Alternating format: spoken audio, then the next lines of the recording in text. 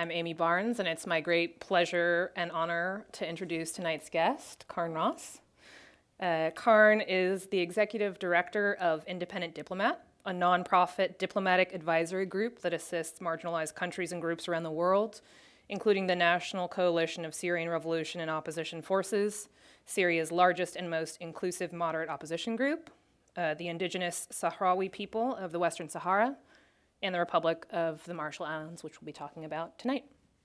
Previously, he served as a British Foreign Service officer until 2004, when he resigned after giving secret evidence to a British inquiry into the Iraq War, which concluded that the key intelligence used to justify the war, including related to weapons of mass destruction, was unreliable. He is the author of 2 books, Independent Diplomat, Dispatches from an Unaccountable Elite, and The Leaderless Revolution, How Ordinary People Will Take Power and Change Politics in the 21st Century. Please join me in warmly welcoming Carne Ross for a conversation about a global solution to climate change, as well as a discussion of how organizations like Independent Diplomat are shaping the future of diplomacy.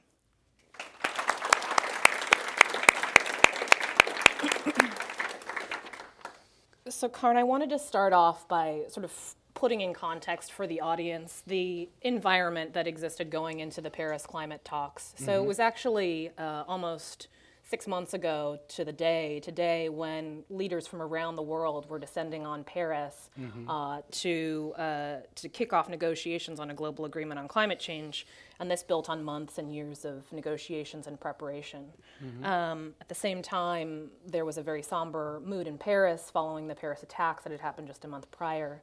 So can you sort of contextualize for the audience what the atmosphere was like in Paris in the lead up to the talks? Well, I think 2 words would sum it up, which is high stakes. The world had no agreement about what to do about climate change up until Paris took place. And the goal of the Paris conference and the UN climate negotiations that had been going on for several years was to get a treaty or agreement that every country in the world could commit to. And extraordinarily, though the problem of climate change has been with us now for some time, there is no global agreement about what to do about it. Early agreements had covered only a proportion of countries. And earlier attempts to get a global agreement, of course, had failed, in particular, most famously in 2009 at the Copenhagen Climate Summit. So a lot had been attempted, and Paris was an attempt to do it again. And I think it wasn't at all clear that it was going to succeed. And the fact that a global treaty emerged from Paris is in itself pretty extraordinary. And the fact that it contains some pretty strong elements is even more extraordinary. So something quite remarkable in the world of diplomacy took place in Paris. And can you talk a little bit about maybe some of those elements and what the key considerations were, the key questions under negotiation sort of going into Paris? I mean, there was a sort of a suite of dozens of issues on the table, but maybe talk about some of the highlights and what the key outcomes were. Sure. Well, climate negotiations, as you can imagine, given the nature of the problem, are formidably complicated. I mean, there's a whole host of different issues, and of course 193 UN member states have a whole host of different concerns and priorities. But I guess the 2 biggest issues are carbon mitigation. How do you stop or slow carbon emissions in a way that's meaningfully going to stop global warming? And the other issue is who pays. Loss and damage mitigation is a number of different technical terms for it, but who pays for both the effects of climate change, but also the work to convert energy systems to lower carbon energy. And these were the 2 issues which had, in a sense, become almost on either side of a seesaw, and had become the main contested issues. That the developed world, if you like, earlier had wanted carbon reduction. The less developed world, if I can term it like that, these terms increasingly don't really mean anything, but they wanted somebody to pay. And they felt that the developed world should pay for the damage that they had largely caused through their own carbon emissions. And that was the essential schism that had bedeviled the climate negotiations and the climate diplomacy for a long time, and was the fundamental reason why Copenhagen failed. There were lots of reasons why Copenhagen failed, but that was the fundamental reason. And by the time we got to Paris, that schism had to an extent been already overcome before Paris even took place. And that was the work of your president, Barack Obama, who should take the credit really for doing that, in particular for forging an agreement which didn't get an awful lot of attention at the time. But his agreement with China, the US-China agreement about 6 months before Paris, was the fundamental thing. When that went through, I think we felt, well, we've got a good chance of getting a global treaty, because that essentially overcame that basic problem. Because the Chinese and the Americans basically said we're responsible for both. In a sense, it was about both governments really coming to terms with climate change and deciding that above all they needed an agreement, and that these differences should not prevent that. I want to maybe take a step back and just contextualize for the audience the sort of magnitude of the challenge. And I think that a helpful way of framing that is talking about the plight that is currently facing the Marshall Islands, the country that Independent Diplomat was representing. So can you just sort of explain to people why the Marshall Islands was so passionate about seeking a not just an outcome, but a really ambitious outcome in Paris, and furthermore, why this led to them sort of playing such a key role in the diplomacy around that? Well, the Marshall Islands is where the rubber hits the road, basically. They are already suffering very severe effects of climate change, a double whammy of frequent droughts, much more frequent droughts, water shortages, but also increasing flooding from so-called king tides, which are flooding. Even the president's garden is getting flooded. And believe me, if your president's garden was getting flooded, climate change would be a number one issue every day. Not that this president has not taken it seriously, I hasten to add. He's been very serious about it. But it's real there. And it is incredibly moving being with Marshallese and Marshallese political leaders when they talk about it, because it's about their lives, it's about their homes right now. The Marshall's foreign minister, when there was a flood, during the negotiations, an earlier meeting, a large ship was beached just outside his home. There was a kind of real physicality of the threat. And this led the Marshalls some time ago to decide that climate change was their number one priority. It's existential for them. If sea level rise continues, they will no longer be able to inhabit those islands. They will become climate refugees. They don't like talking about it much, but that is a reality for them. So they're talking about their country actually being destroyed. And it's ironic for them, or perhaps, some other parallel, I don't know, that the Marshalls is also the country that saw 70, I think, nuclear tests over different islands in the atolls. So in a sense, they've kind of really experienced the existential threats to humanity already. Tony de Broom, the foreign minister, had witnessed some of these tests. And non-proliferation, getting rid of nuclear weapons, had been a big priority for him in the past. It still is. But climate change is now the real threat and actually could destroy the Marshalls. So they decided as a government to make it a priority. Several years ago, they began the very, very diligent, meticulous, hard work of beginning to make an impact in climate diplomacy, and ended up in Paris. That work culminated in them making this tiny little island, 50,000 people, making an extraordinary diplomatic impact in this highly complex, heavyweight diplomatic negotiations, because they ended up leading a coalition of 30 foreign ministers who represented, in fact, 100 different countries, the so-called High Ambition Coalition that created the political space for what are called the ambition elements of the Paris Treaty. The things that really mattered in the Paris Treaty were, to a large degree, created by the political momentum created by the High Ambition Coalition, which was led by the Marshall Islands. And can you just talk maybe a little bit more about sort of the inside perspective of helping to build a coalition like that? I think there was a Rolling Stone article that came out after Paris that did a nice job of sort of telling the narrative of how the coalition came together. Sure. But it's, certainly part sort of the science and part sort of the art of diplomacy. Sure. And I think really a remarkable group that to a large extent can be credited with a successful outcome in Paris, alongside the French diplomats who also did a tremendous job. Totally. But talk a little bit about, as a diplomat, what it's like sort of seeing something like that to fruition. Well, the thing about climate diplomacy is it's never been done before. So everybody's doing it for the first time, which is in a way is great, because there isn't a route map of how we're going to do it. Like non-proliferation talks, or even talks about the war in Syria, there's a kind of there are places we know we're going to do this. There are forums, there's a timetable, we know how it's done. Climate diplomacy in Paris was never done before, which was great because it meant there was a blank sheet of paper.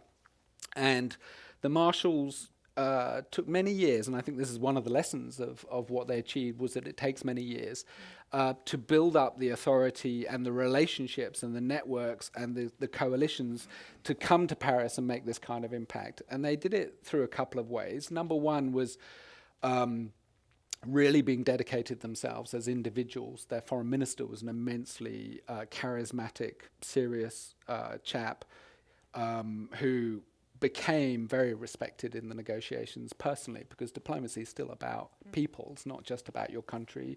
Actually, individual diplomats, even of tiny countries or even very junior diplomats, can have an influence far beyond their own importance as a country simply through their own skills and authority. And of course, the Marshalls had an immense moral authority.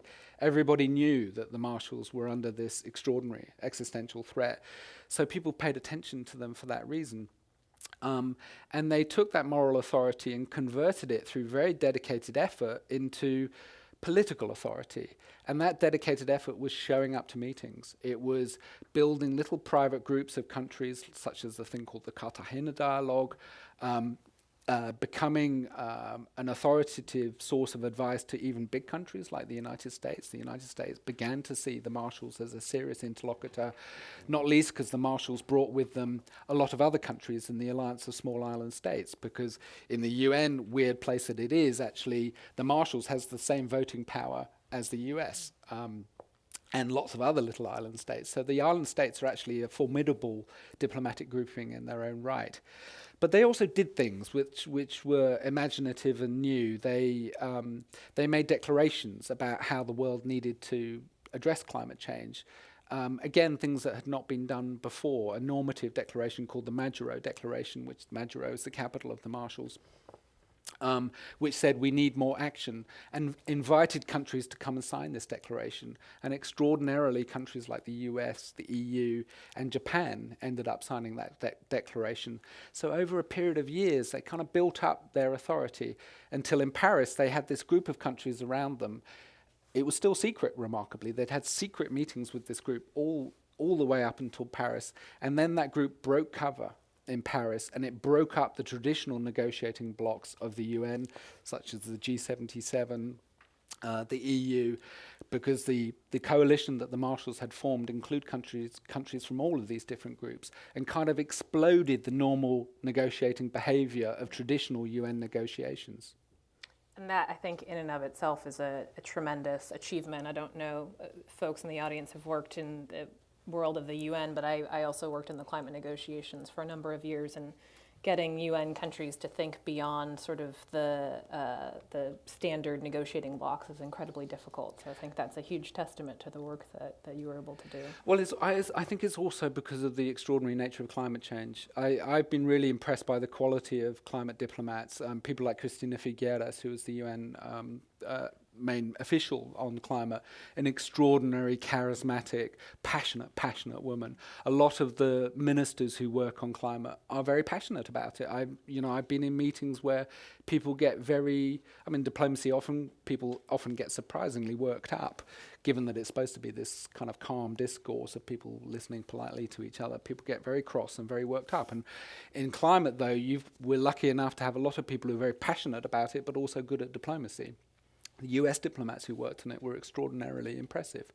And above all, in Paris, the French were amazing. And they should take a lot of the credit for what happened in France. And I was thinking rather rudely about the comparison between Copenhagen and France, and it's partly the comparison between Danish diplomats and French diplomats. Danish diplomats are great, fantastic, professional, but French diplomats have this certain, self-belief.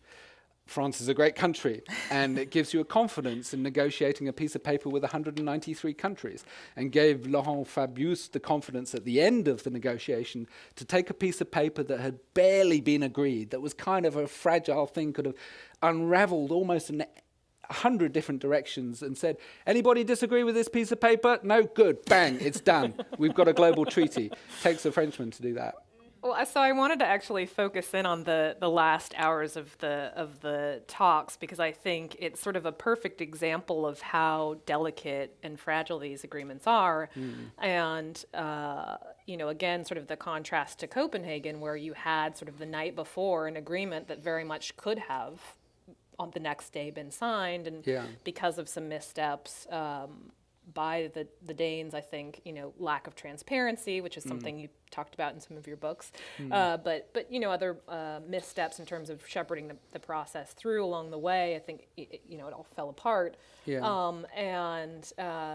And we saw in Paris, sort of in the last couple of hours, this issue with the text, and this is a very sort of UN-ish problem, but this question of shall versus should in one paragraph. Yeah. And I was wondering if maybe you could sort of elaborate for people what the challenge is and why in diplomacy the wordcraft with something as small as that can make the difference between a successful Paris Agreement or everybody going home. Sure. Well, one word can make an enormous difference in a negotiation, as the Palestinians would tell you, but that's another story, the difference between occupied territories and the occupied territories. Anyway, but this was about one word, shall and should, and this all goes back to the US Senate, which unfortunately is populated by a majority of people who do not believe that the US should sign up to a global treaty. And of course, the US delegation was very open about this and said we can't have a treaty that requires us to ratify in the Senate. So it can't be called a legally binding treaty. Even though it kind of is a legally binding treaty, it can't be called that. And that word, shall and should, was where that problem arose, that a draft appeared very late in the day that said the countries who are party to the agreement shall reduce carbon by the amount that they've committed to, rather than should. And should have been the word that everybody, including the US, had agreed. And suddenly the American negotiators saw this word, shall. My goodness, that's a bad word, because that means if that goes through, we're going to have to take it to the Senate to be ratified, which is and we can't do that. That's going to kill the treaty. So they needed should. And they couldn't understand, and it's still a mystery to this day, why should appeared in the text rather than, why shall appeared in the text rather than should. And I don't think anybody's got to the bottom of why the draft was changed. Perhaps it was somebody being mischievous, perhaps somebody trying to disrupt the negotiations, and there were people who didn't want that treaty to succeed. But fortunately, the Americans held their nerve, got it fixed. The French ran round fixing everybody's text and banged it through. And so now it says countries should meet their carbon commitments rather than shall. And it means it doesn't have to be ratified by the Senate. Which is an important thing. It is. So I wanted to talk, we talked a little bit about some of the main outcomes, the sort of finance and mitigation trade-offs. And so, I think there have been a lot of critiques of the Paris Agreement. There have been a lot of, positive things said about it. But at the end of the day, when you look at the commitments that are included amongst the intended nationally determined contributions, which are the sort of individual country commitments to reduce emissions, those add up to sort of at best a 2.7 C scenario, which is well above the 1.5 C scenario that the agreement aspirationally commits to. What's sort of your sense about, how we should feel about this? Is this an agreement that we should feel really positive about? Do you see it as a success, or do you see it as a failure because it didn't sort of meet the goals that we set aspirationally? Well, it never was going to be enough. It never was going to be a perfect treaty because it was never going to be legally binding. It was never going to have a mechanism to police countries to make sure they kept to their commitments. It was the best available agreement, which is still a good thing because it now gives us the first ever global agreement to deal with climate change. And one of the things the Marshals succeeded in getting into the treaty was what we called the ratchet, which means that every 5 years countries have to come back to the table with better carbon reduction commitments than the ones they made in Paris. When we started, it was going to be a 15-year cycle. We made it a 5, which is one of the great things that the Marshals achieved. So it's a vehicle. I think the way to look at it is to see it as a framework, a vehicle for the world addressing climate change, but it would be a great mistake to think that it's enough, because it's not. As you say, the aggregation of all the national commitments to reduce carbon don't do anything like enough in terms of the science that we're seeing now to keep us to the aspiration of temperature rise of between 1.5 and 2 degrees centigrade, which is what Paris says should be the maximum. We're nowhere near that in terms of the commitments that have been made under Paris. So what the Marshals are doing now is taking that coalition that they formed in the run-up to Paris, the High Ambition Coalition, these 30-odd countries, and hopefully using that as a vehicle to force the countries that signed up to Paris to do better within the Paris framework. I mean, there probably will never be in our lifetimes another kind of big global treaty about climate. It will be Paris plus. Paris will be the framework from now on. And in that sense, it's a good framework, but it's not enough. Can you talk a little bit about, you've started, I think, here, but a little bit about the next steps, some of which after Paris have already happened. So the opening of the signatories to the agreement took place on Earth Day on April 22nd. Yeah. So where are we now on the pathway towards implementation, towards ratification? Sure. Well, Paris goes into force when 55 countries that represent 55% of global emissions have ratified it. And it's looking much against expectations that might be achieved this year. And there is, of course, an ulterior reason for that, which is a certain things happens early next year, which is there is a new US administration. And the Obama administration is working very, very hard behind the scenes to get early ratification. But of course, that's in everybody's interest, because the sooner Paris goes into force, the better. So the Marshals with the High Ambition Coalition are pushing for that very hard. But then, to be honest, the really difficult work begins. And, you know, God knows, you in California know this as well as anybody. The big challenge is energy conversion, converting our world economy to carbon neutrality. Paris says we need sources of carbon to equal sinks of carbon by 2050, so-called carbon neutrality. And we are so far from doing that. And Paris is an aspiration, it's a declaration of intent. What it is not is the incredibly hard work of transforming national economies to carbon neutral technologies. I want to switch gears a little bit and ask you a somewhat personal question. It's also related to your work at Independent Diplomat. Can you talk a little bit about what it's like as an independent diplomat who's not somebody sort of from the country that you're representing? What's the experience like of being in these processes and supporting those countries? And I ask this question as somebody who's done similar work for the United Arab Emirates and for the UK. I mean, my sense has been in that experience that sometimes it's a little bit difficult to break through because the world of UN diplomacy is very sort of insular, but also there's an expectation that you're working with diplomats that are sort of representatives from that country. Sure. Well, when I was a British diplomat, I very much believed that the only people I took seriously were the diplomats from other countries, Russians, Americans, French, Chinese. I didn't take NGOs very seriously. I was very dismissive, very arrogant about them. And also kind of, being a British diplomat was a very particular kind of thing where you go around the world kind of telling people what to do. You didn't do an awful lot of listening. And your colleagues and your tribe, if you were other Brits, which was, of course, a very familiar tribe to me. I'm not disloyal to them, but I kind of know them. And the work I do now brings an extraordinary privilege of actually being in somebody else's tribe, because we're not mediating, we're not attempting to fix agreements, we're not even attempting to fix climate change. What we're attempting to do is to help the Marshals get what they want, to help the Sahrawis get what they want, what the Syrian opposition get what they want. So you become their co-conspirator, you become their ally, you're in the trenches with them. And to be in the trenches with people fighting the battles of their lives is the most extraordinarily moving and powerful experience, one that I never expected when I started. I thought it was just this technocratic business that we'd be you go through that door at the UN, then, there's this resolution that you need to read.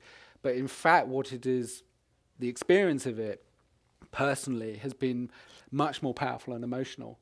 of good and bad, because it is not nice being a refugee in a refugee camp in the Sahara Desert for 40 years, as the Sahrawi have been.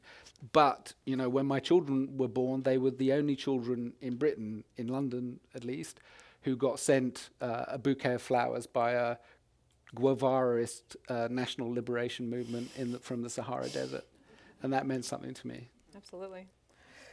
What do you think sort of that the experience of working for Independent Diplomat and the work that you're doing sort of says about the broader future of diplomacy? And if I may ask an incredibly expansive question, how do you think we can sort of take the lessons from the Paris outcomes and apply that to broader UN diplomacy? Sure. Well, I think what's happening in climate is indicative of what's happening in diplomacy in general, except in some spheres, which is it's breaking up. It's becoming a much more open thing. NGOs were much more accepted in the climate process than in a traditional government-to-government negotiation. The other thing that has happened is I think media and public pressure has become much more important than it was. And that's not only social media, it's also somehow the public realm and the sort of mood music, the temperature of the air is mattering much more to political leaders than it necessarily used to. It used to be a very formula, secret process of diplomats talking to diplomats where unless you talk to those diplomats, you had no influence on the process. And now you can actually start a movement through Twitter which can affect directly a diplomatic process. We started a thing, it's a rather esoteric thing, but we got sanctions on aviation fuel against Syria agreed in the EU solely through Twitter. And I used to be like, oh, for God's sake, social media, don't be ridiculous, diplomacy is about, men sitting in rooms making hard-headed agreements with each other. But actually it's now been broken up. I think that's both a good and a bad thing. I think it's become much more complicated to be a diplomat.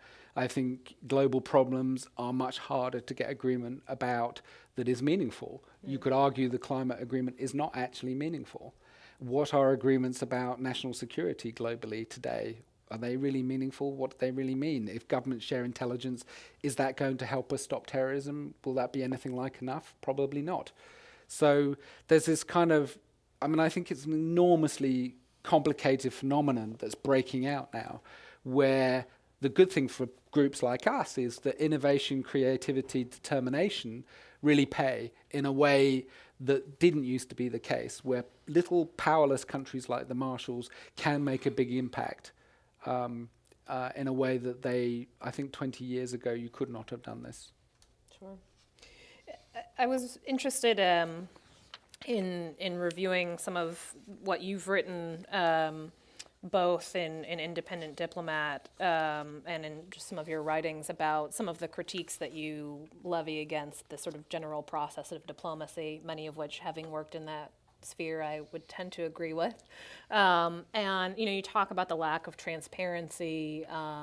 You had an article that I thought was interesting about the need for independence of the Secretary General, and we've seen recently with the issues with Saudi Arabia, essentially censoring the Secretary General in terms of some of the things that have happened in Yemen, that I think there's a pretty good case for that. So could you maybe talk a little bit more about some of the things that you think would be helpful in terms of broader UN reform? Mm-hmm. And my question that I'm personally most interested in, if you have a thought on a pick for the new UN Secretary General to succeed Ban Ki-moon, and whether you think Cristiano Figueres, the former climate head of the climate talks, has a chance. Sure. Well, I think as a matter of general principle, whether you're reforming a government, a democracy, or the UN, accountability and transparency need to be promoted. And the UN is desperately untransparent, and officials at the UN are incredibly unaccountable, whether it's for sexual abuse by peacekeepers in the CAR or whatever. But also the states are unaccountable. So states like Russia and Britain make decisions in the UN Security Council for which they're not accountable. And that is not a good thing. It doesn't build legitimacy. It doesn't build effectiveness. So That is an obvious route to go in the United Nations. Another obvious route is to improve the Secretariat itself and to have genuinely independent people making good recommendations to the UN Security Council, which remains the world's primary body for peace and security, about how, for instance, to stop war in Syria. That it is less a place where the Russians are allowed to play national argy-bargy with everybody else. It is more a technocratic place where serious people discuss how to stop war. It seems to me that given the history of the last 20 years, Bosnia, Rwanda, now Syria, 250,000 people have been killed by their government in Syria. This is the priority, stopping people being killed. From which a whole host of other problems also get improved, whether it's refugees or terrorism or whatever. How do you fix that? It's let's actually make an institution that focuses on how to stop war, how to protect civilians in the jargon.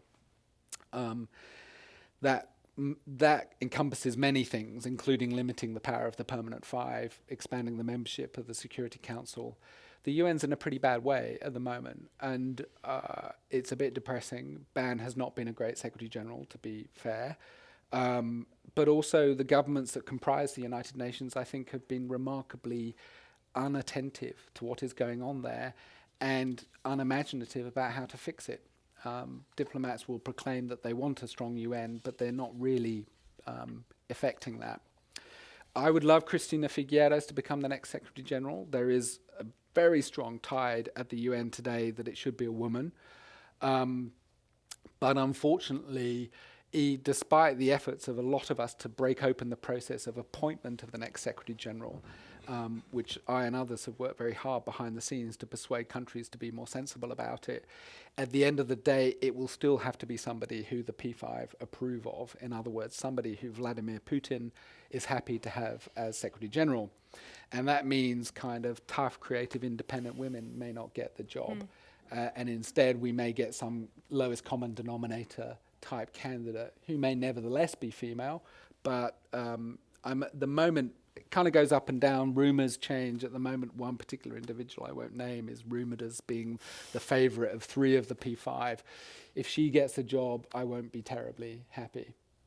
There are some good candidates running, and I hope they will win. Okay, my second to last question before we take the questions from the audience.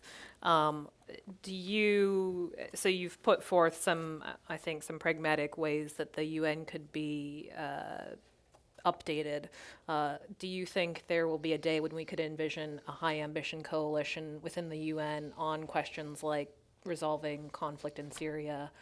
Do you think that's a model that's applicable more broadly in the UN? Because I do think, again, a lot of times you see these multilateral and consensus-based processes sort of head towards the lowest common denominator. And one of the things I think was remarkable, both about Paris, but about the High Ambition Coalition in particular, was the ability to sort of get people to think about,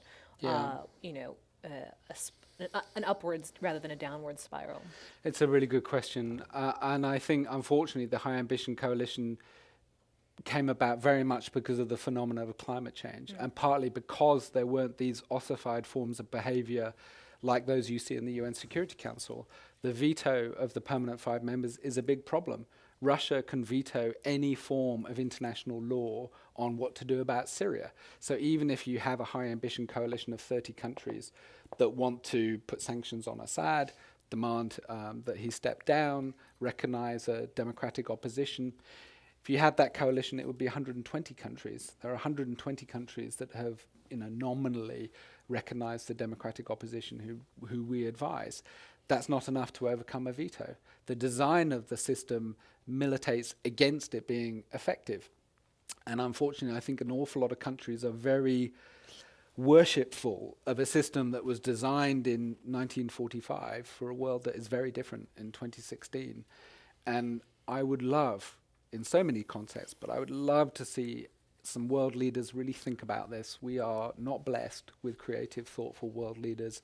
There's 1 or 2 who are great, but they are very much the minority. Great. I'm going to turn to some questions from the audience now. The first question is specifically about Independent Diplomat, and I think you touched on this a little bit, but maybe you could go into a little bit more detail. discussing how Independent Diplomat helps shape the High Ambition Coalition and how it's helping the Marshall Islands in diplomacy with other countries.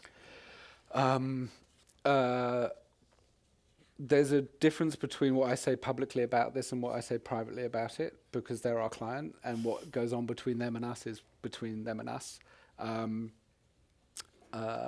They are a fantastic client because they are all heart, they are really good, they take the job incredibly seriously. And so we were able to work with them to innovate these kind of ideas. I'm very proud to say that I have colleagues, one of whom's here, who come up with amazing ideas in diplomacy. One of them was this idea of the ratchet, the 5-year ratchet, which I mentioned. That came about when 3 of my colleagues sat around a table in Majuro, wondering what they could do to improve the future treaty. The Majuro Declaration was born at our table, our board table. It's not really a board table, it's an IKEA table, in our office in New York. And we were just sitting around brainstorming, thinking, this is crap, this is not going well. This was about 3 years ago. What the hell can the Marshalls do to stimulate better international action about climate change? And we just started with that basic question and brainstormed it from there. And one of the great things about being a little NGO and not a big government is that we have the space to do that. And I never could do that when I was a British diplomat. But then, you've got to have a client who's as determined as the Marshalls are, who, is willing to take risks, willing to put their neck out there. Tony de Broom did some remarkable things. The president of the Marshalls made some very brave, tough statements. He delivered a video message to the world when Ban Ki-moon had his climate summit, which no doubt remember. It was a very powerful thing. So it was a combination of those things that produced this really incredible relationship and synergy and result.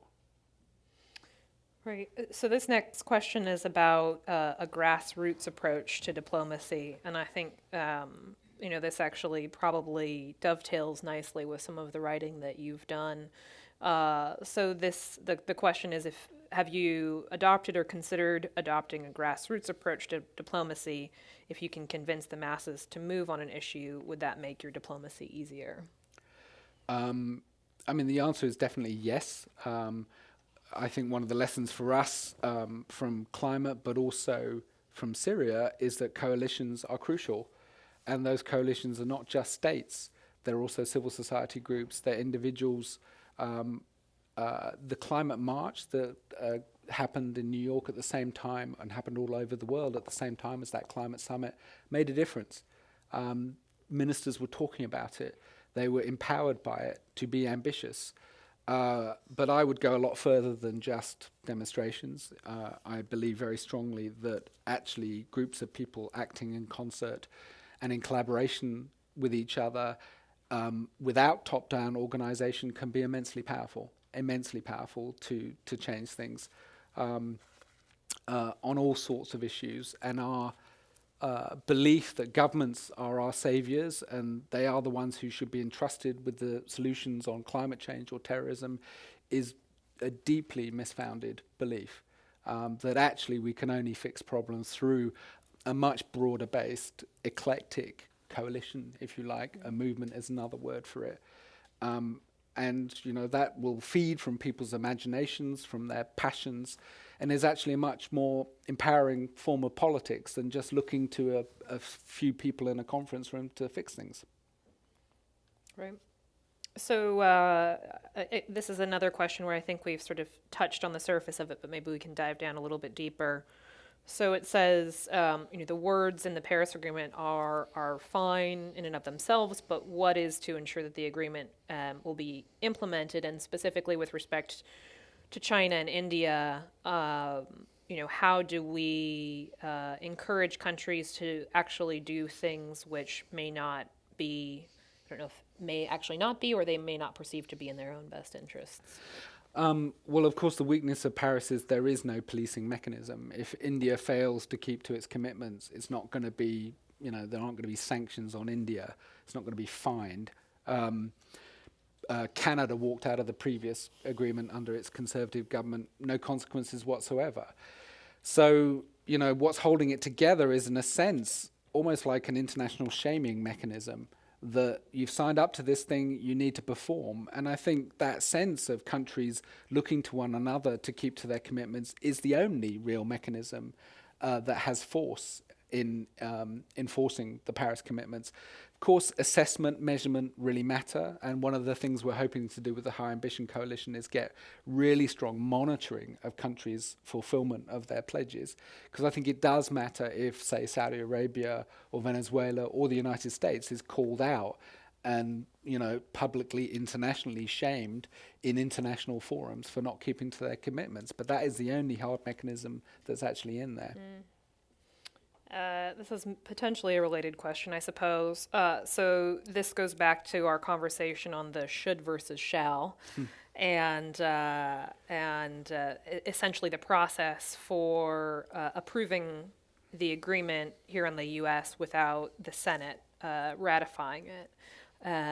So can you talk a little bit about why the Senate doesn't have to ratify the agreement, maybe in a bit more detail, and Yeah, it's tricky because the State Department lawyers spent a great deal of time on this. There are legally binding elements of the Paris Treaty, including this ratchet, the 5-year commitments, the requirement to come back with better carbon commitments after 5 years. That is legally binding, but the treaty as a whole is not legally binding. So it doesn't have to go to the Senate. And those words were very carefully crafted by State Department lawyers and negotiated with the rest of the world. To be honest, in a very, you know, sincere and candid way, a way that no doubt, you know, Republican senators and certain Republican presidential candidates would decry. But actually, in terms of national diplomacy, you know, the US was unimpeachably straightforward in this negotiation. And I think the Obama administration should take a great deal of credit for the success of Paris. They put an enormous diplomatic effort into this agreement with the Chinese, but also the diplomacy around the whole agreement. But, you know, it is the US politics has produced a position where the treaty is not legally binding. It would be better if it were, even though legally binding in a global treaty of that kind doesn't necessarily mean that much. I think words matter. Saying it's law rather than a national commitment matters. Yeah, well, I think it's interesting, sort of relevant to the previous question in terms of, you know, China and India maybe not thinking that it's in their own best interest, and I think there's certainly parts of the U.S. that would believe that it isn't in their best interests as well. I mean, one of the funny things about these negotiations, particularly these days, is the Indians and the Chinese know about about Congress. You know, they know who we're talking about. They know that we're dealing with this kind of group of vehement climate deniers. The US was very transparent about that, and it's all over the newspapers. So you don't have to persuade them. They know that a legally binding treaty is going to be problematic, and the US was very straight about this all the way through. And do you and or others, the Marshall Islands, for example, worry about, you know, the upcoming elections? I mean, given that others in the world are watching Congress and watching the presidential elections, do you think there's concern about the U.S. in particular, but other countries as well, with changing political tides, sort of backpedaling on the commitments that they made to Paris? Well, the U.S. Has been and remains the most important country in the climate change agreements. They were, in one way, one of the reasons Copenhagen didn't work out, because they refused to commit to the sort of compensation for climate change that other countries wanted. So everybody's extremely worried. I think that's the honest answer. Extremely worried. If Trump wins, then Paris will be one of the first victims. And we can hoot all we want that the US has ratified it and signed up to it. But if he wants to tear it up, he will. And there's damn all anybody else can do about it, basically.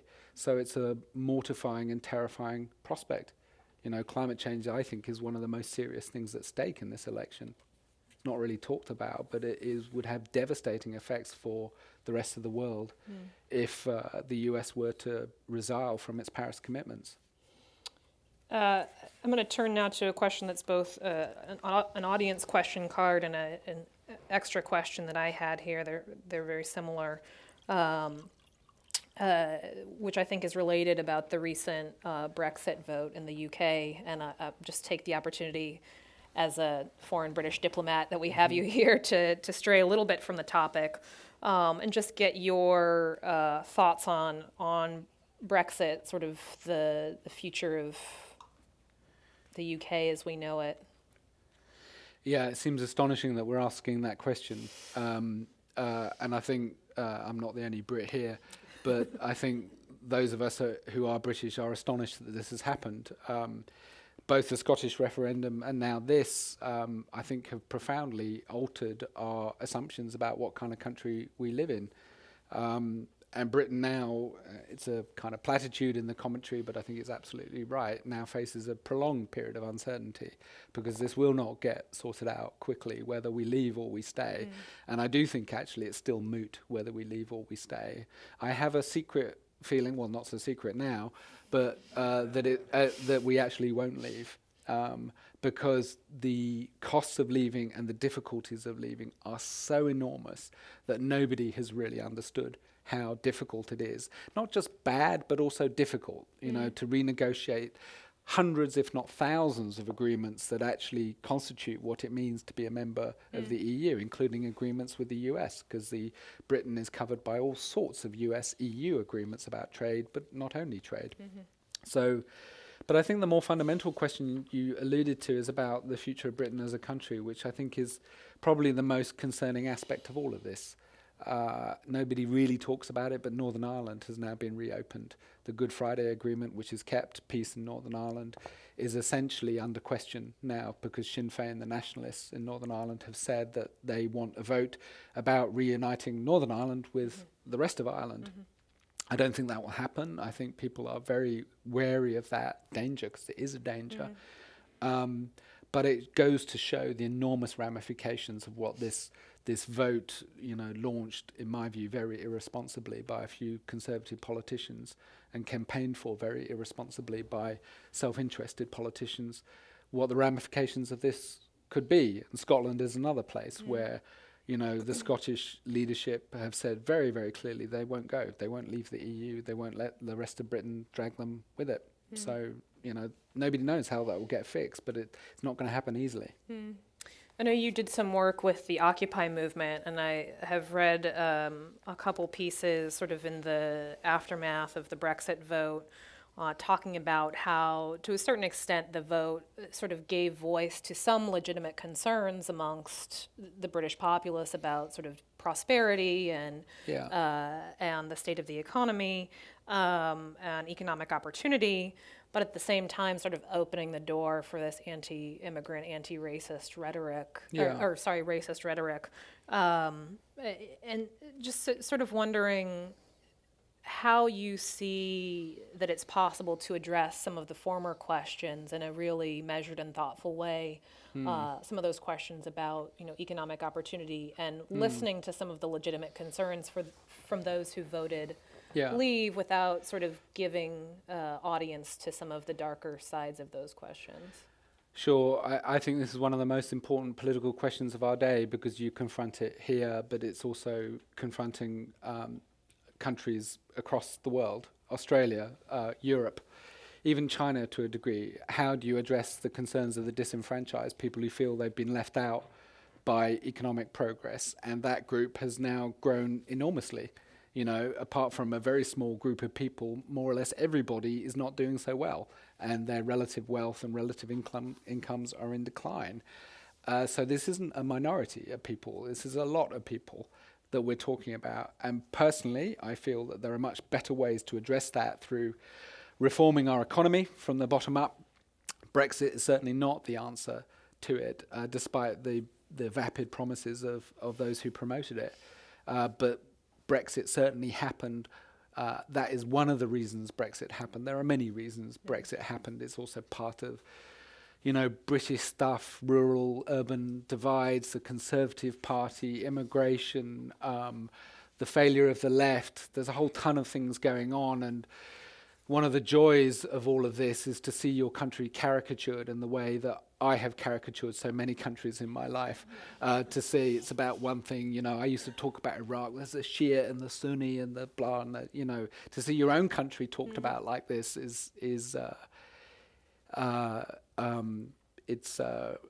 a new thing.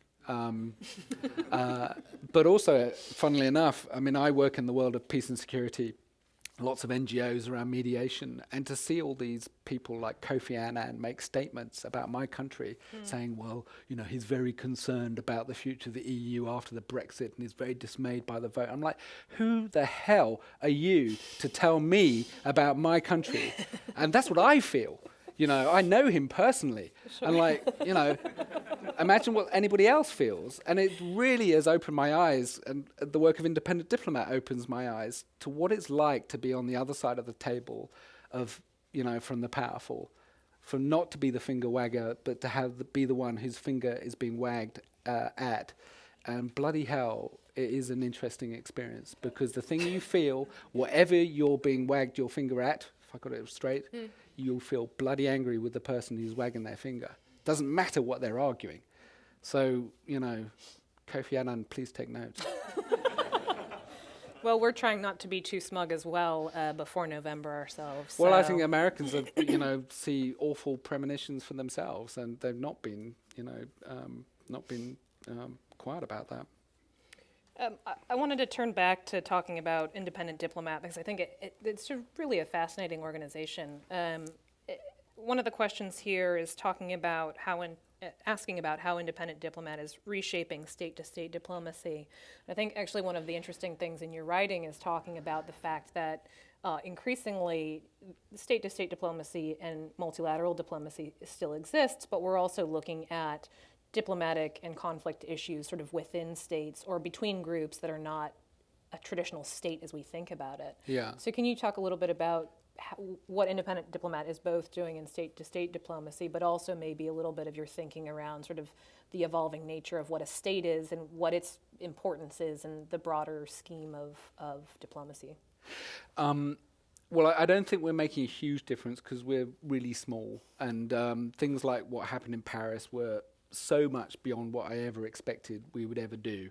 But in a sense, they're also very unusual, that are partly about a unique circumstance of diplomacy in a unique country like the Marshalls, a unique group of people who worked on it for Independent Diplomat, who didn't include me, I hasten to add.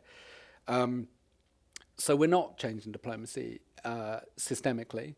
I wish we were. Diplomacy needs to change systemically in some of the ways I've discussed. The way I feel most strongly about is what Independent Diplomat stands for, that decision-making bodies need to flipping well listen to the people they're making decisions about. One of the reasons I set it up was in my time on the UN Security Council, where I worked mostly on Iraq and WMD, we'd be talking about Kosovo, Palestine, Iraq. The one group of people you could guarantee would not be there were Kosovars, Palestinians, Iraqis. I mean, that's just kind of stupid, as well as being really unfair. And Independent Diplomat is trying in its small way to address that, but that seems to me a kind of systemic problem that is not that difficult to solve. We have Skype now. You can actually connect to the Gaza Strip. You can follow what people in Gaza are saying as they are being attacked. This communication is now more easy than it's ever been. So it is absurd that countries are kind of closing themselves off from this, from a very available dialogue. And I feel that can be done, and it can be done. One of the things that ID has taught me, and the Marshalls in Paris has taught me, that it doesn't take a lot. Small groups of people, that's that famous quote, isn't it? Small groups of people can achieve a great deal when they're determined, and that is the inspiration that I've had from ID.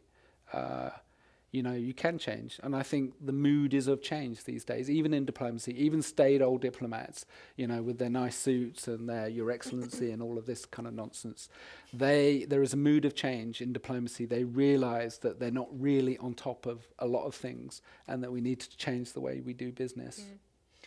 So this next question, I think, it leads naturally from that, with a focus specifically on British diplomacy, just sort of asking about whether and how British diplomacy is limited by more old-fashioned methods and a lack of diversity, and what would you see changed?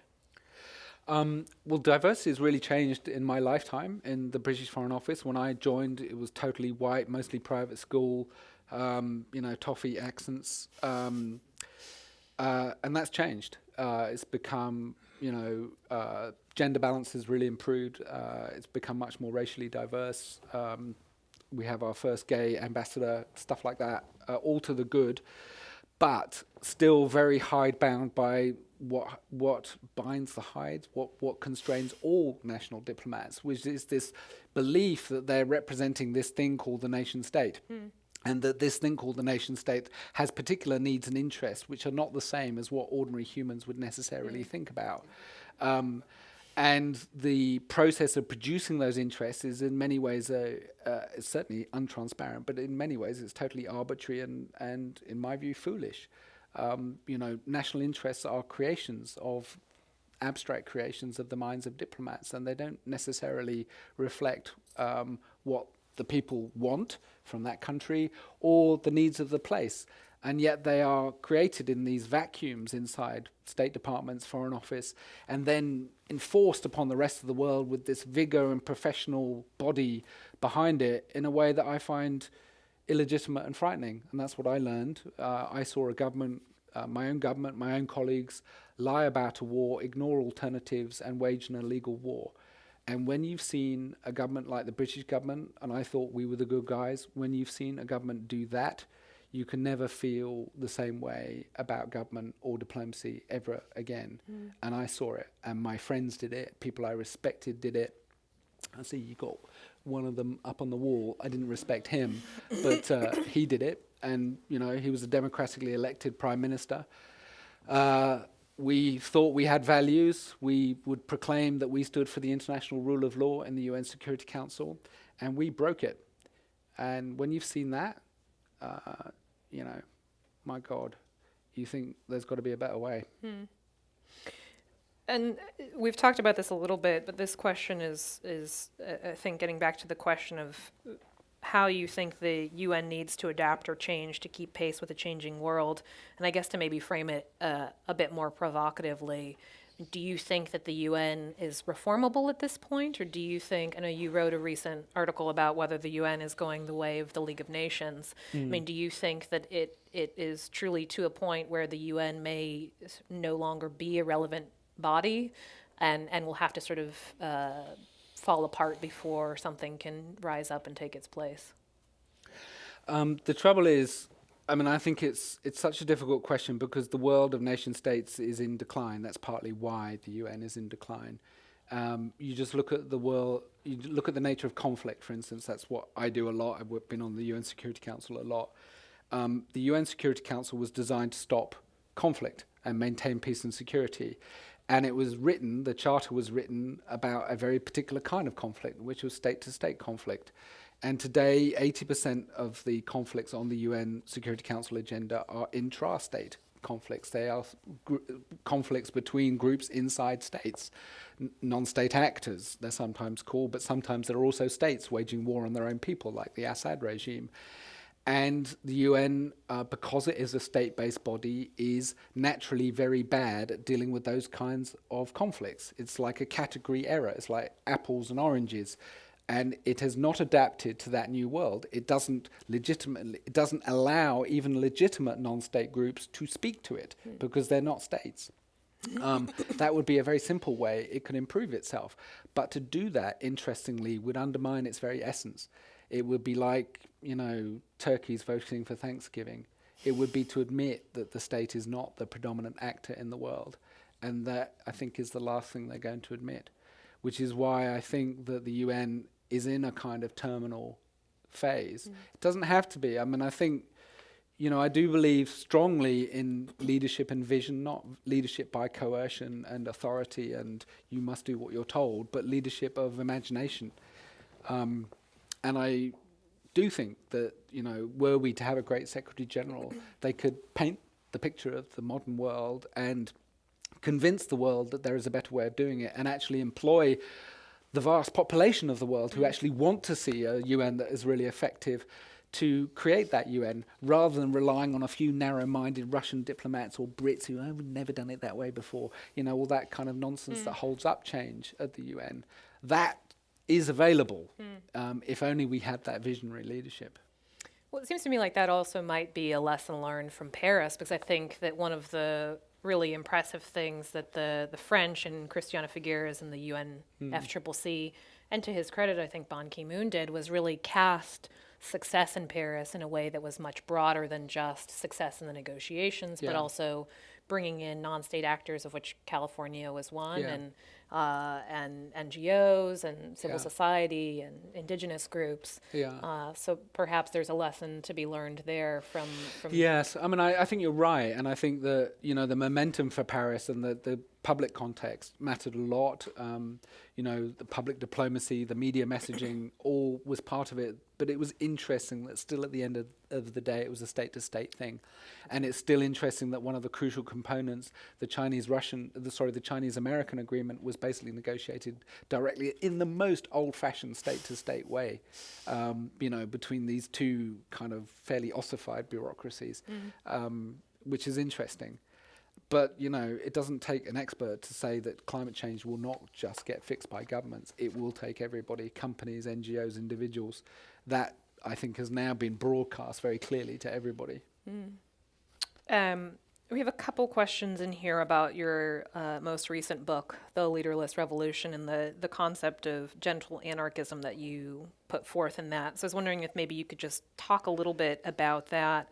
And there's a question here about, to the extent that gentle anarchy leads to the destruction or dissolution of existing structures, how can you sort of feel confident that the things that will be built in their place will be any better? This of course is radical territory for most people, but it is striking that somebody as conventional as me has come to believe these things, has come to call themselves an anarchist, somebody who was brought up in government, steeped in class culture, that I now believe that governments do not have things in their grip, I'm afraid to say, even though I think Paris is a great agreement. I think the evidence is all too clear that we're facing growing disorder, not order, and the basic claim of government is to provide order. And that led me, after my Iraq experience, to examine and to spend a lot of time thinking about what would provide order. And to me, it has become increasingly clear that order is best provided not through authority telling people how to behave, not through structures where people are forced to behave in particular ways, as I was forced to behave as a diplomat in a way that, frankly, I ultimately found rather inhuman. I lost sight of my humanity. I did terrible things as a diplomat. The order is best not provided through those kind of systems, but from the bottom up, through negotiation with each other directly, face to face, not on Facebook, but with each other. And that means self-government and arbitrating our affairs directly with one another in a way that is peaceful, that is cosmopolitan, that's tolerant. All of these principles, of course, need to apply as well. And there is a word for that philosophy, and it's called anarchism. And there is an extraordinarily interesting body of thought that describes this way of behaving. It's a new form of social existence. It's not just a political philosophy. It's almost like a spiritual philosophy of how we should live, that we need to trust each other, that society will have more order and stability through these mutual bonds, mutual aid. How it would look, what institutions it would have, I can't say, because we would have to create it. And it would be wrong for me to give you a blueprint of how that might look. I could suggest something. Fascinatingly, I visited last summer a society that is beginning to put these principles into practice, and that is in Syria, of all places, in northeast Syria, in Kurdish-controlled Rojava, as it's called, where anarchist ideas, extraordinarily by the most freakish chance, in fact, the anarchist ideas of a Jewish philosopher from the Lower East Side in New York City have been put into practice in northeast Syria. And what it looks like is communal self-government. It is inclusive. It's Kurds, it's Arabs, it's Assyrians. It is very much about gender equality. Women co-chair every meeting. And it's about governing from the bottom up, that the main unit of government is the village, the commune. And where they can't decide things together, it goes to a district level. And it's a remarkable thing to see. And even in the most difficult of circumstances, it can work. And I think that example has many lessons for us. Great. Well, I think we have time for one more question. So maybe just taking a step back and I know you have small children, I have small children as well, and thinking about, 2030, 2050, some of the aspirational years that the climate negotiations are set against.